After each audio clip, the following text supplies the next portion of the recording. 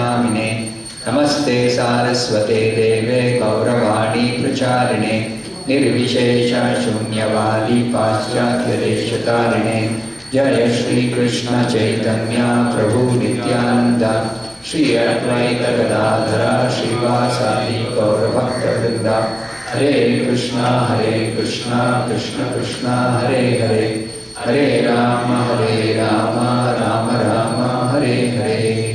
ओम नमो भगवते वासुदेवाय। ओम नमो भगवते वासुदेवाय। ओम नमो भगवते वासुदेवाय।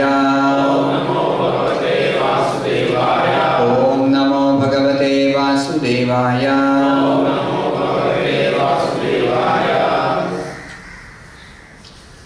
So reading from the Srimad Bhagavatam, this chapter is entitled The Appearance of Lord Varaha, the third canto, the 13th chapter. This is the 34th verse. It's a prayer by the sages to Lord Varaha after his appearance. So kindly repeat this prayer. Jitam, jitam, te, ajita, yajña-bhāvana. Jitam te jita yajña-bhāvana. Jitam te jita yajña-bhāvana. Trayīṁ tanum svām paridhunvate namaḥ. Trayīṁ tanum svām paridhunvate namaḥ. Trayīṁ tanum svām paridhunvate namaḥ. yad-roma-garteṣu nililyur addhayas. yad-roma-garteṣu nililyur addhayas. yad-roma-garteṣu nililyur addhayas. tasmai namaḥ kāraṇa-sūkarāya te. tasmai namaḥ kāraṇa-sūkarāya te. tasmai namaḥ kāraṇa-sūkarāya te. ṛṣaya ūcuḥ jitam te jita yajña-bhāvana. trayīṁ tanum svām paridhunvate namaḥ. yad-roma-garteṣu nililyur addhayas. tasmai namaḥ kāraṇa-sūkarāya te.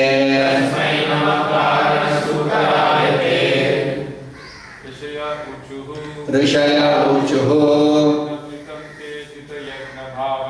jitam te jita yajña-bhāvana. trayīṁ tanum svām paridhunvate namaḥ. yad-roma-garteṣu nililyur addhayas. tasmai namaḥ kāraṇa-sūkarāya te. ṛṣaya ūcuḥ jitam te jita yajña-bhāvana.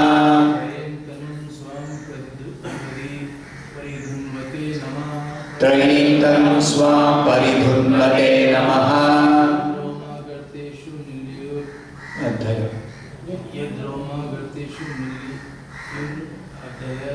yad-roma-garteṣu nililyur addhayas. tasmai namaḥ kāraṇa-sūkarāya te. ṛṣaya ūcuḥ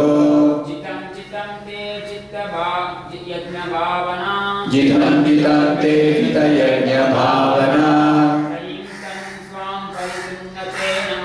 trayīṁ tanum svām paridhunvate namaḥ. yad-roma-garteṣu nililyur addhayas. tasmai kāraṇa-sūkarāya ṛṣaya ūcuḥ. The glorified sages uttered, jitam, all glories, jitam, all victories, te, unto you, ajita, O unconquerable one, yajña-bhāvana, one who is understood by performance of sacrifice, trayīṁ, personified Vedas, tanum, such a body, svām, own, paridhunvate, shaking, namaḥ, all obeisances, yad, whose, roma, hairs, garteṣu, in the holes, nililyuḥ, submerged, addhayas, the oceans, tasmai, unto him, namaḥ, offering obeisances, kāraṇa-sūkarāya, unto the hog form, assumed for reasons, te, unto you. Translation and purport by His Divine Grace A.C. Bhaktivedanta Swami Prabhupada. Translation. All the sages uttered with great respect, O unconquerable enjoyer of all sacrifices, all glories and all victories unto you. You are moving in your form of the personified Vedas, and in the hair holes of your body, the oceans are submerged. For certain reasons, to uplift the earth, you have now assumed the form of a boar. Please repeat this translation. All the sages uttered with great respect, O unconquerable enjoyer of all sacrifices, all glories and all victories unto you. You are moving in your form of the personified Vedas, and in the hair holes of your body, the oceans are submerged for certain reasons to uplift the earth. You have now assumed the form of a boar. Purport by Srila Prabhupada. The Lord can assume any form He likes, and in all circumstances, He is the cause of all causes. Since His form is transcendental, He is always the Supreme Personality of Godhead, as He is in the causal ocean in the form of Mahavishnu. Innumerable universes generate from the holes of His bodily hairs, and thus His transcendental body is the Vedas personified. He is the enjoyer of all sacrifices, and He is the unconquerable Supreme Personality of Godhead. He is never to be misunderstood to be other than the Supreme Lord because of His assuming the form of a boar to lift the earth. That is a clear understanding of sages and great personalities like Brahma and other residents of the higher planetary systems. Thus ends the Bhaktivedanta book. So, this chapter describes the appearance of Lord Varaha. It is said that the Lord appeared in the form of Varaha on two different occasions. One was in a manvantara called svāṁ manvantara. Then Svāṁ Manu was having the post of the Manu of this universe. And another time the Lord appeared as Varaha is called Chakshusha Manvantara. So, the first time in the svām Manvantara, the Lord appeared in the form of Varaha to uplift the earth, which had got submerged in the Garbhodaka ocean after there was a flood at the end of Brahma's day, when all the planets, earth and below, are submerged in the ocean. All the planets, except the upper planets. In the universe, there are 14 planetary systems. So, above the earth, the upper planets are there. Earth itself belongs to the middle level, and below the Earth there are lower planets.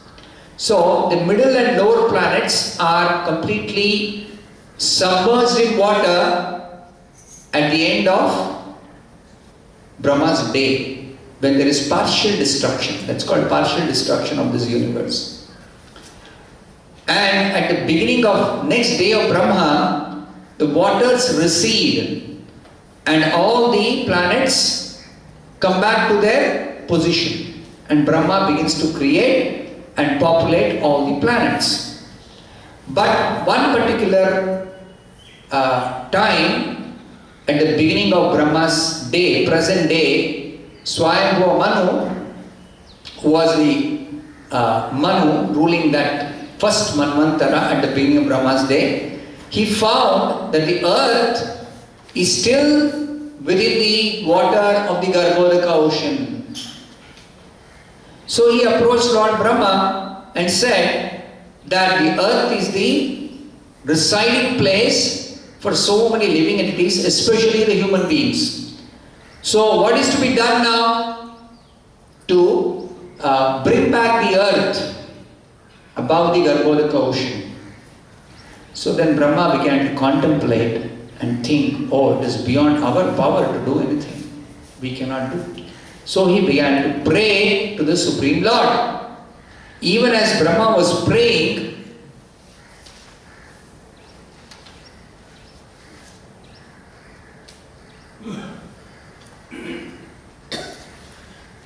it's described here.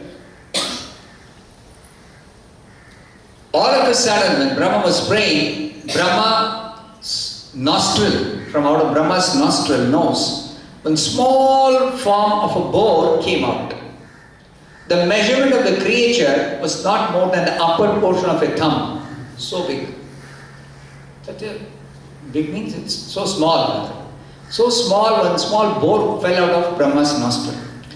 Then, while Brahma was observing, the boar became situated in the sky in a wonderful manifestation as gigantic as a great elephant. Suddenly, the boar started growing and became manifested in the sky.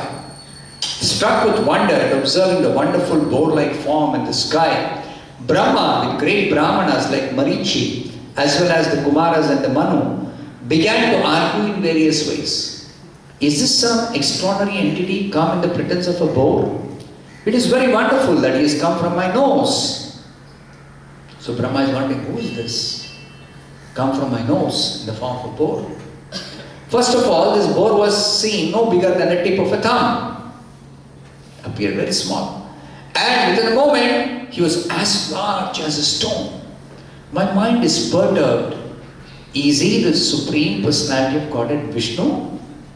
Because Brahma was praying to the Lord that you had to do something about lifting the earth from the Garbhodaka ocean. So is this the Lord who has appeared in this form for the sake of lifting the earth? Well, Brahma was deliberating with his sons. The Supreme Personality of Godhead Vishnu roared tumultuously like a great mountain. The omnipotent Supreme Personality of Godhead enlivened Brahma and the other highly elevated Brahmanas by again roaring with his uncommon voice which echoed in all directions. So the roaring of the Lord confirmed to Brahma and the sages that this particular boar form is a form of the Supreme Lord who has appeared for the sake of removing the earth from the Garbhodaka ocean. So when the great sages and thinkers who are residents of Janaloka, Tapoloka, Satyaloka, these are all upper planets. They are not submerged. So they are all upper planets and there great sages and thinkers live. They heard the tumultuous voice of the Lord Boar, which was the all-auspicious sound of the all-merciful Lord. They chanted auspicious chants from the three Vedas. So they recognized this form to be the form of the Supreme Lord, whose personification of all the Vedas. Personification of all the Vedas means the Vedas are nothing but the glorification of the Supreme Lord. The Vedas are meant to direct us to search the Lord. Vedaścha sarvai ahameva vedyaha. From all the Vedas, what is the ultimate knowledge we have to get? The knowledge of the Supreme Absolute Truth as the Supreme Personality of Godhead. So that Supreme Lord has appeared in a form of a boar. Playing like an elephant, he entered into the water after roaring again in reply to the Vedic prayers by the great devotees. The Lord is the object of the Vedic prayers, and thus he understood that the devotees' prayers were meant for him. Before entering the water to rescue the earth, Lord Boar flew into the sky, slashing his tail, his hard hairs quivering. His very glance was luminous, and he scattered the clouds in the sky with his hooves and his glittering white tusks. Obviously, ordinary boar cannot fly in the sky. Ordinary boar cannot dive into the ocean, Garbhodaka ocean. Not our ocean on the earth, the Garbhodaka ocean. It is the whole universe half filled with water. Universe half filled with water. That is the Garbhodaka ocean. Into that, the Lord in his form as Varaha or boar, he dived into it and he brought out the earth planet. He was personally the Supreme Lord Vishnu and was therefore transcendental. Yet, because he had the body of a hog, he searched after the earth by smell. Just like a hog goes on searching after something by smell. His tusks were fearful, and he glanced over the devotee brahmanas engaged in offering prayers. Thus he entered the water. Now, elsewhere it is described that another Manvantara, one big demon, Hiranyaksha, he became very, very powerful, and he went around challenging everybody. He wanted to fight against somebody who would be a good combatant for him, because he was very, very powerful and strong. So as he went around searching for a combatant, in his playful way, he took the earth and actually buried it or submerged it in the water of the Garbhodaka ocean. All the planets are floating above the Garbhodaka ocean. But this Hiranyaksha, just like children take a ball and throw it into the water. And then somebody can go swimming and retrieve that ball, just for sake of fun. Like this Hiranyaksha, he took the earth and actually put it in the Garbhodaka ocean. Submerged it, buried it in the Garbhodaka ocean. Then again, Brahma was concerned. What is this? This demon is not only creating so much trouble, but is also playing tricks with the earth planet itself. So then Brahma realized that nothing can be done except offer prayers to the Supreme Lord. Again the Supreme Lord appeared out of Brahma's nostril. And again the same pastime repeated. That the Lord first of all appeared to be very small, then he grew big, and then the sages along with Brahma, they offered prayers, then he went into the water and he brought out the earth, resting it on the tip of his tusk. That is the picture there, you can see after the curtain opens. Varaha is holding the earth on the tip of his tusk. Vasati dashana shikhare dharani tavalagna. Dharani means the earth. Dashana means the tusk. Shikhare means the tip. So on the tip of the tusk of Lord Varaha, the earth is resting when he is bringing it out of the Garbhodaka ocean. And the Lord, after bringing it out, he placed it on the surface of the water when Hiranyaksha challenged him. How can you take away the earth without fighting with me? So he was looking for a combatant, and he was informed by Varuna that only Lord Vishnu actually is a suitable person with whom you can fight. But Vishnu is very, very powerful. So go fight with Vishnu. And Varuna knew that this foolish Hiranyaksha will get killed by Vishnu. And he'll be delivered also. So he sent him to Lord Vishnu. So this fellow is searching for Vishnu. Suddenly he is seeing one boar is taking out the earth from the water. Then he understood, oh, this should be Vishnu. Because he's challenging me. I have put the earth into the water. Now he's taking out the earth. So he should be Vishnu. So he came to attack Vishnu. When he came to attack Vishnu in the form of Varaha, Vishnu realized that earth is very afraid of this demon. So he gently rested. Jai Krishna Varaha. He gently rested the earth on the surface of the Garbhodaka ocean and went to accept the challenge of this Hiranyaksha. So there was a fight between Hiranyaksha and Lord Varaha, in which Hiranyaksha was killed, and Varaha then put the earth back in its original position, and then he was offered these wonderful prayers. So in these prayers it is clearly indicated that Lord Varaha, the form of Varaha, is a transcendental form of the Lord. Lord can assume any form he wants for whatever purposes, but that form is not a material form. Atheists think that the form of the Lord as fish or tortoise or this Varaha boar are all material forms. They even think when he appears in a human-like form, Rama, Vamana, Krishna, they think all these forms are material forms. No, they are not material forms, they are completely spiritual. They are not created by the material nature. These are transcendental forms. And any form he can assume, and he can actually do whatever he wants for his own purpose, for his own reason.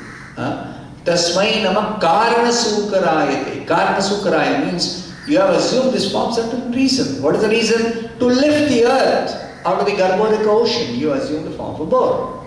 He can do it even without coming personally. He can do it in any form he comes, but as a sport, as a lila. He assumes a certain form, he comes, he performs the pastime, he kills the demons, and he re-establishes the religious principles, and he goes back to the spiritual world.